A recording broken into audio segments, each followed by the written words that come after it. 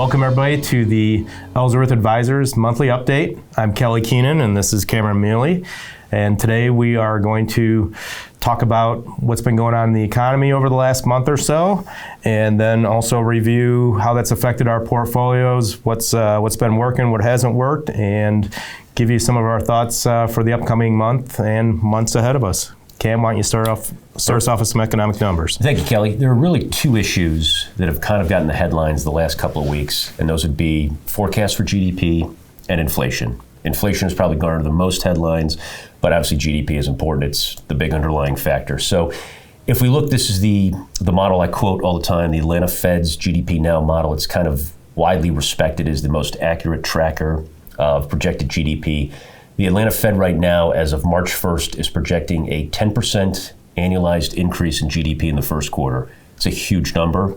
Yeah. The consensus on Wall Street right now is about 6.6% increase in GDP, which is still a very strong number. And so it kind of begs the question, who's right, who's wrong?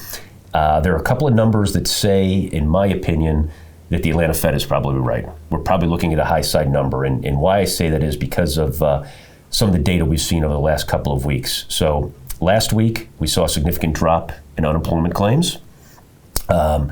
Yesterday, we had the Institute for Supply Management come out and recorded that February economic activity on the manufacturing sector grew for the 9th consecutive month.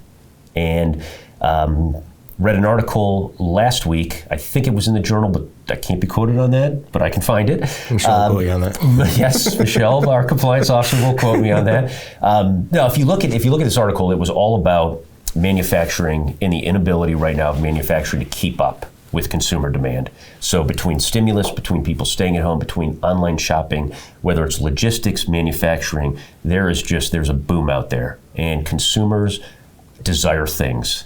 And so we're really seeing manufacturing not able to keep up with consumer demand.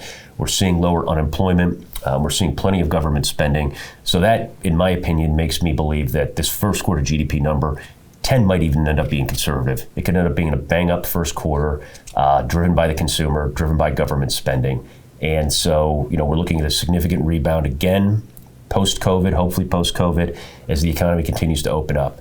Now, what is the downside, or what is one of the risks to all that economic activity? It's inflation. Exactly. So if we look at the Consumer Price Index as measured by the Bureau of Economic Analysis, CPI rose 0.3% in January for the month. But if we look at the rolling 12 months, I'm going to quote a lot of numbers here, but if we look at the rolling 12 months, starting in January 2020, moving to January 2021, 2.5%, 2.3%, 1.5%, 0.3% in April, 0.1% in May, 0.6% in June, 1%, 1.3%, 1.4%, 1.2%, 1.2% in November, 1.4% in December, and that takes us to an annualized, again, rolling 12 months, 1.4% in January 2021. That's still significantly below the Fed's desired goal of 2% annual inflation. So while we're seeing sectors get hot, we're seeing a lot of spending, inflation still is not where the Fed wants it to be. But what are we seeing going forward? So last week, from the Bureau of Economic Analysis, we had personal income. Their newest personal income report came out. Personal income increased 10% in January to $1.9 trillion. Disposable personal income increased 11.4% to $2 trillion. And personal consumption expenditures increased by 2.4% to $340.9 billion. The numbers driven were largely attributed to stimulus payments and increased unemployment benefits. So again, government spending, it's getting in consumers' hands. Consumers are spending it. That's going to naturally take prices up. And where we're seeing that? We're seeing that right now in a steepening of the yield curve. And again, I think what's important is we're already seeing the beginnings of inflation, and this is before we have what's expected to be a $1.9 trillion stimulus package coming out. It was approved by the House on Saturday. Right. The Senate is, going through their Senate process, but this is at least going to be a call it 1.5 and above $1 trillion spending package. That's going to be more money in consumers' hands. That means a continued steepening of the yield curve. That means inflation, has to be here, and what are the industries that are most at risk from inflation? Right now, as cited by the Bureau of Economic Analysis, housing, energy, and healthcare costs. Makes sense. Yeah, with the inflation, it's something that we've been concerned about, and just the factors are lining up where we're going to see price pressures up. Especially with all the liquidity coming out. We have the stimulus checks plus the extension of unemployment benefits, which is big. I mean, that's an extra $400 a week. So that's an extra $1,600 a month for somebody that's on unemployment. So there's a lot of dollars you're going to be out there chasing, especially as the economy opens up. The question, and there's different theories on the inflation. Well, inflation is not a bad thing. Well, some camps are thinking, hey, this is going to be a temporary inflation bump. Then other economists, strategists will cite the reality that this will drag on because it'll start building upon itself. So to address inflation, just recently we boosted up our commodity exposure. That's probably one of our main inflation hedges because that's what we're seeing an increase in raw materials, in goods. So, we increase our exposure there, and, potentially if we continue to see it happen, we may continue to try to, hedge against inflation. And also what inflation means is ultimately higher interest rates on the longer term. When Cam mentioned a steepening yield curve, what that means is longer term rates are rising faster than short-term rates. Obviously, short-term rates are very low, and those could potentially get even lower. I mean, they're at zero. There is talk, with actions the Fed could take that could actually take our Treasury bills negative, repos negative. That would once again steepen the yield curve even more, especially if longer term rates are going up. So that definitely makes the bond investing a little bit more challenging. Well, and that's why also when we do look at the fixed income and our fixed income portfons, we're staying very short right now in the yield curve. Absolutely. Very selective, very short to avoid getting burned by a raising interest rate environment. On the stock market side of things, I'm going to kind of go through some numbers here. For the month, the Dow Jones was down 0.02%, so slightly negative. S&P was down 1%. NASDAQ felt a little bit of pain, down 3.18%. The Russell 2000, which measures small cap stocks, up 2.38%. International markets more in line with the Dow and S&P, down 1.18%. Emerging markets, which were pretty hot last year, they were actually down 3.56%. So February, we saw a bit of a correction, and I think we talked about this last time that we're expecting some volatility. The correction didn't quite get to a 5% pullback from the highs. We had about 2.5% of that came last week before the end of the month. Yesterday was a pretty strong up day, so people are still coming in and buying those dips. And how deep the dips will get, right there yesterday or this pullback we saw, right around that 5% number, money started flooding in. So, I'm still in the mindset we're going to see pullbacks, but when we get into that down 5 to 10%, money's going to flood back in, especially in the short term where you have this flood of liquidity.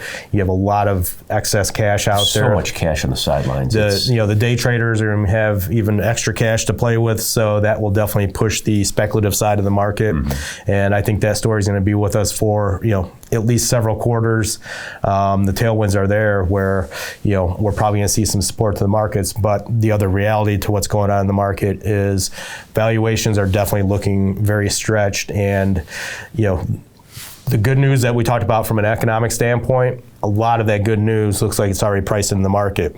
So there are times in the economic cycle when the economy can be good, but the market may not necessarily reflect that. So, that makes things a little bit trying on the equity side, and the key is focusing on quality. There's also a self-fulfilling prophecy too, especially when you see on the tech side, is everybody knows that valuations are very aggressive, and it's almost some of these big pullbacks we've seen in the NASDAQ. Everybody decides, okay, musical chairs, music stopped, it's time to get out of tech. And so we see these pullbacks, but these companies are good companies, and it's tantalizing to want those returns. So you see the pullbacks, then you see everybody jump back into the tech stocks, and it's going to create this volatility metric that we're seeing. Exactly. I think, like I said, that'll probably stay with us for a while.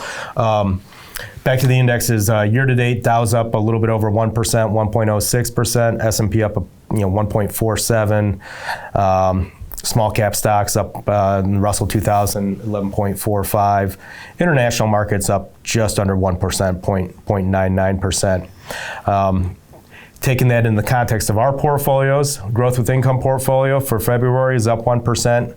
Year-to-date, still slightly negative, down 0.52%. Big gainers for February, Disney up 12.4%.